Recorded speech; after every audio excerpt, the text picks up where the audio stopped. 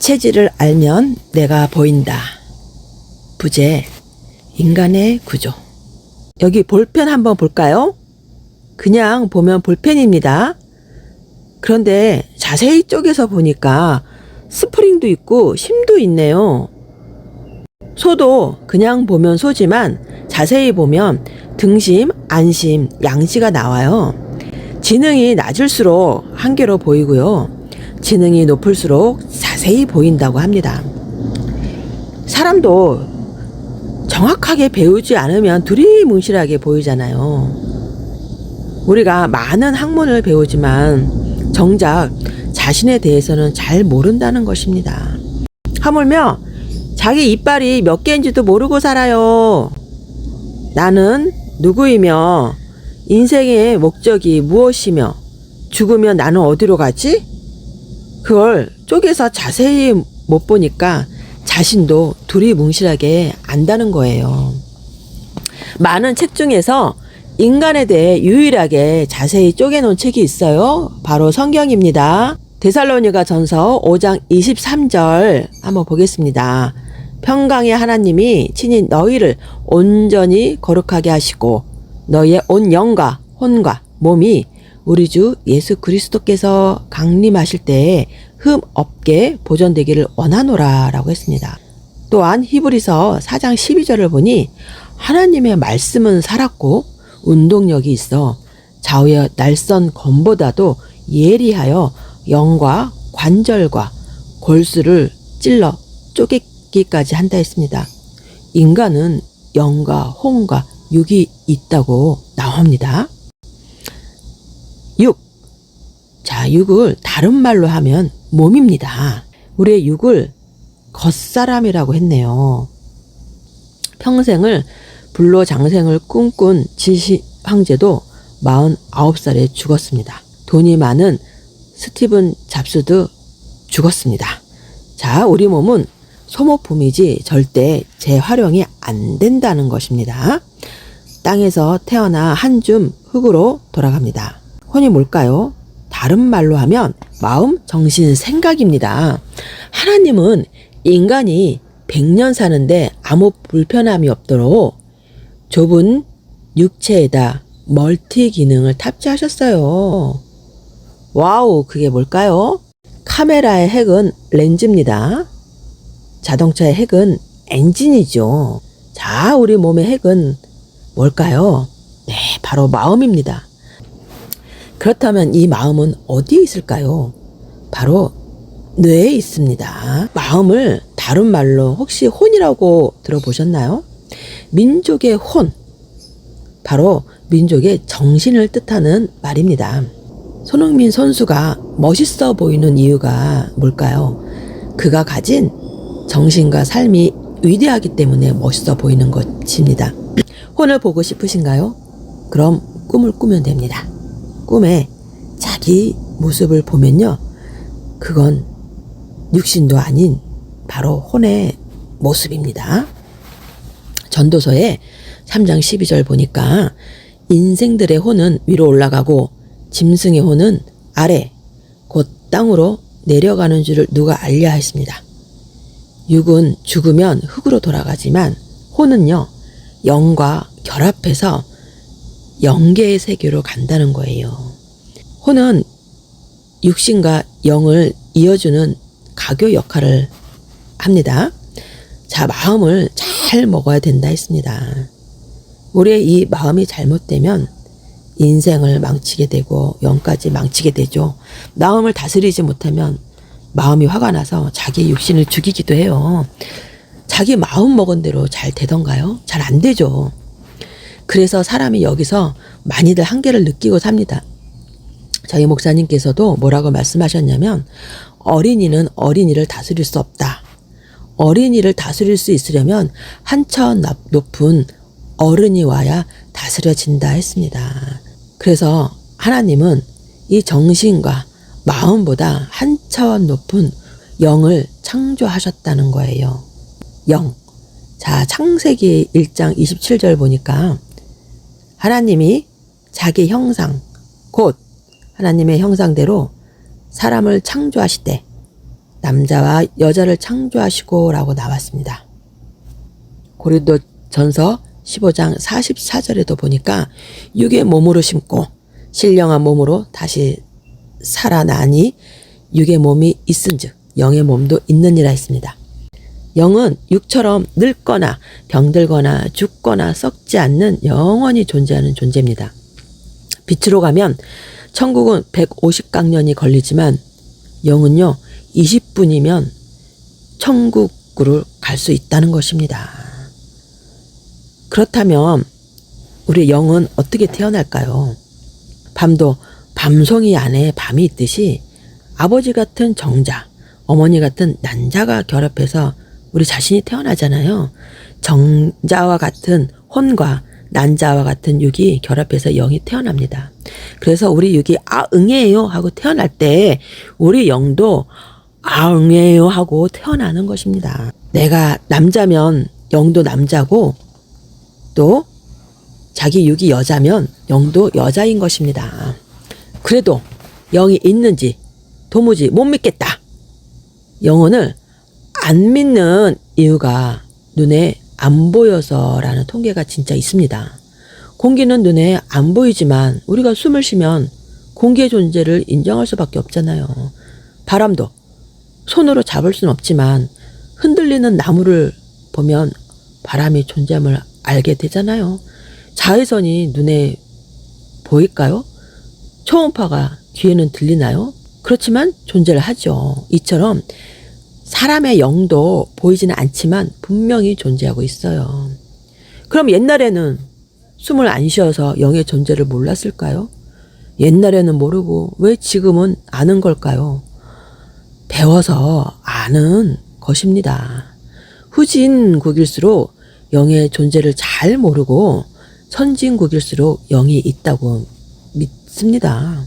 바로 인간과 동물의 차이는 영이 있고 없고의 차이입니다. 영은 보이지 않아. 어떻게 근데 그 존재를 알 수 있을까? 바로 영적인 체험을 통해서 알 수 있어요. 저도 8살 때 외할머니 집에 갔는데 뒷산을 갔거든요. 근데 나무마다 사람들이 매달려 죽은 모습을 보고 할머니 왜 저렇게 사람들이 매달려 있어? 라고 했던 기억이 나요. 지금은 그곳이 아마 공동묘지가 됐던 곳이었어요. 이렇게 우리가 또 직접 영을 보지 못하더라도 귀신을 받거나 영을 봤다는 얘기를 한 번이라도 들어보셨을 거예요. 왜 이렇게 영에 대해서 알아야 되고 그게 나와 무슨 상관이 있을까요? 우리는 다른 세계에 살다가 이 세계로 왔습니다. 무슨 개풀 뜯어먹는 소리냐고요? 자, 우리에게는 전생이 있었어요. 바로 어머니 뱃속이라는 전생이죠. 10개월을 삽니다. 산모 뱃속의 10개월은요. 이후 100년의 삶을 준비하는 기간이잖아요. 그래서 산모는 10개월간 아이를 위해 잘 먹고 또 태교를 잘 해주면 이 아이는 100년 인생을 살아가는데 충분히 건강하게 태어납니다. 그러나 태교를 잘못했거나 또는 산모의 실수로 인해서 그 아이의 지체 하나가 없이 태어났다면 그 아이는 죽을 때까지 그 모습으로 평생을 살아가게 됩니다. 마찬가지로 우리는 육신을 가지고 살아가는 이 세상을 우리가 알고 있는 세상의 전부로 생각하며 이 세상에 매몰되어서 살고 있는 건 아닌지 생각해야 된다는 것입니다. 정말 중요한데 모르고 사는 것이 하나 있어요. 그게 바로 육체가 죽으면 끝이라고 생각하는 거예요. 하지만 육체가 죽으면 끝이 아니라 그 이후에는 영혼으로 새롭게 시작이 됩니다. 또 다른 세상, 우리의 영혼이 영원히 살아갈 영적인 세상이 있다는 거예요. 인간은 사실 2번의 인생이 아니고요. 3번의 인생을 살아갑니다. 모태에서 10개월, 지태에서 100년, 영태는 영원한 세상입니다. 우리의 영혼은 우리의 육신을 모태로 삼고 성장해요. 마치 태아가 엄마를 통해 영양분을 흡수하듯이 우리의 영혼도 육의 생각과 행위를 그대로 흡수해서 만들어집니다. 그렇게 만들어진 영혼은 그 모습으로 영원히 살아가게 돼요. 그 영혼의 모습에 따라서 하나님을 닮은 그 영혼은 천국의 세계로 가고, 또 그렇지 못한 영혼은 반대의 세계, 지옥의 세계로 가게 됩니다. 아름다운 영의 모습으로 변화되느냐, 또 귀신이나 악한 영으로 변질되느냐는 지금의 내 선택으로 결정이 된다는 거예요. 세상 학문도 배우려면 학교에 가서 책상 앞에 앉아서 배워야 하잖아요. 영도 성장하려면요, 우리의 육신이 하나님의 말씀을 들어야 성장되고 큰다는 것입니다. 하나님이 우리의 육신을 창조한 이유가 바로 육신을 통해서 영을 온전히 만들기 위해서예요. 육과 혼과 영 중에서 누가 가장 가치가 높냐? 따져보면 영이 가장 귀합니다. 영체는 변화시켜 놓으면 영원히 살기 때문에 영체가 최고로 귀하고요. 그 다음 혼과 육이 다음으로 귀합니다. 육신은 세상에서 인생 100년을 살고 죽으면 끝이잖아요. 근데 이 육이 세 번째로 귀한데요. 육이 영을 천국으로 가게 만들기 때문에 육신이 땅에서 사는 100년이 그렇게도 중요합니다. 또 볼까요? 자, 창세기서 2장 17절 보니 선악을 알게 하는 나무의 실과는 먹지 마라. 내가 먹는 날에는 정령코 죽으리라 했습니다. 창세기에 보면 하나님은 아담에게 선악과를 따먹으면 죽는다라고 말씀하셨습니다. 그러나 아담은요, 선악과를 따먹고 930세까지 살았다고 성경에 기록되어 있어요. 야, 참 모순이 아닐 수 없죠. 선악과를 따먹으면 죽는다고 했는데, 그 다음에 육신의 죽음이 아니라 영의 죽음을 말한 거예요. 영이 죽었다라니요. 이 말은 어떤 의미일까요? 영적인 죽음은 하나님과 관계가 끊어졌다는 것을 말합니다. 관계가 끊어지니까 하나님과 소통도 끊어지죠. 그러니 육신이 살아있어도 하나님과 통하지 않고 전혀 하나님도 못 느끼고 또 잘 믿어지지도 않는 거예요. 그래서 아담은 하나님의 말씀을 어김으로 에덴 동산에서 쫓겨나게 되었고, 하나님과 소통이 끊어진 채로 그 영이 죽은 상태에서 남은 생을 살았던 것입니다. 또 신약의 마태복음에도 죽음에 대해 언급이 나왔습니다. 마태복음 8장 22절을 보니 예수께서 이르시되 죽은 자들로 저희 죽은 자들을 장사하게 하고 너는 나를 따르라 하셨습니다. 어떻게 죽은 사람이 죽은 사람의 장례를 치를 수 있을까요? 이 말은 우리의 육은 살아있으나 영혼이 하나님과 관계가 끊어진 영적으로 죽은 자들로 하여금 육신이 죽은 자를 장사하게 하라는 말씀입니다. 자, 위에서 우리가 살펴봤듯이 죽음은 두 가지로 볼 수 있어요. 첫 번째는 우리가 알고 있는 육신의 죽음을 말하고요. 두 번째는 하나님을 믿지 않고 말씀을 듣지 않음으로 하나님과 관계가 끊어진 영적인 죽음을 말하는 것입니다. 자, 결론 짓게요. 사람은 영과 혼과 육을 가진 존재임을 알아야 합니다. 체질대로 음식을 먹어야 약이 되듯이 우리 영은 누구랑 체질이 가장 잘 맞을까요? 바로 하나님입니다. 자기 체질을 영적인 체질로 만들어야 합니다. 하나님의 말씀을 듣고 말씀대로 사는 것입니다. 그래도 난 못 믿겠어.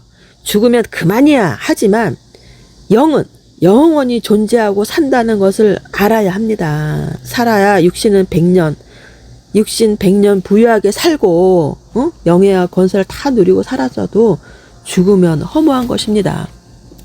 미래 세상 영의 세계가 없다면 육신 편한 대로 사는 것이 지혜죠. 그러나 영의 세계가 있으니 반드시 영을 위해 살아야 합니다. 우리가 신앙을 하는 그 근본적인 이유가 바로 영 때문입니다. 사람이 먼저 영을 위해 살면요, 하나님은 사람이 행한 대로 육도 잘 되게 해 주십니다. 워렌 버핏이라고 주식 부자가 있어요. 총 자산이 500조입니다. 자, 부자가 되는 한마디 멘트를 듣기 위해서 식사 한 끼 경매에 246억이 당첨이 돼서 화제가 되었죠. 1시간밖에 대화를 안 하는데 회사 매출이 1조가 올랐다면 투자를 할까요, 안 할까요? 당연히 하겠죠. 하물며 하나님이 주시는 이 말씀을 잘 들어도 영과 육의 축복에 이 매출이 1조만 되겠느냐는 거예요. 대박이 난다는 것입니다.